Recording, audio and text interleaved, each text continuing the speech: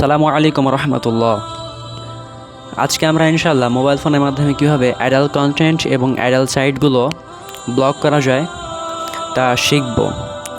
এই কাজটি করার জন্য ছোট্ট একটি অ্যাপ্লিকেশন লাগবে আমাদের। অ্যাপ্লিকেশনটি পাওয়া যাবে প্লে স্টোরে, যাদের অ্যান্ড্রয়েড আছে। প্লে স্টোরে যাওয়ার পরে আমরা ইনশাআল্লাহ সেখানে এটা সার্চ করব। খুব ছোট্ট একটি অ্যাপস। তো অ্যাপ্লিকেশনটি হলো কাহাফ গার্ড। তো আমরা প্লে স্টোরে চলে এসেছি। এখন আমরা লিখব কাহাফ গার্ড লিখে আমরা সার্চ করব। সার্চ করার পরে এখানে এই অ্যাপসটা ইনস্টল করব। মাত্র 8 MBর অ্যাপ, খুব বড় না। সো আচ্ছা, ইনস্টল হচ্ছে। হ্যাঁ, এখন ওপেন করব।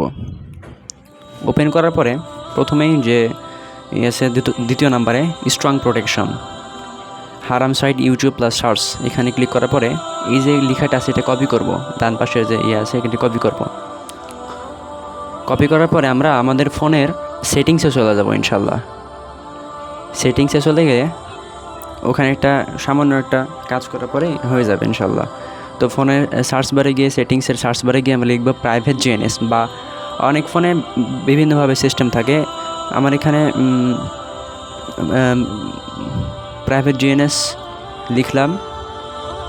লেখার পরে সার্চ করতে হবে। যদি সার্চ করে না পাওয়া যায় আপনাকে খুঁজতে হবে, আসলে সেটিংসের মধ্যে খুঁজতে হবে। তো দেখা যাক প্রাইভেট জিএনএস। হ্যাঁ, এই সেটিংসে গিয়ে কাজটা করতে হবে।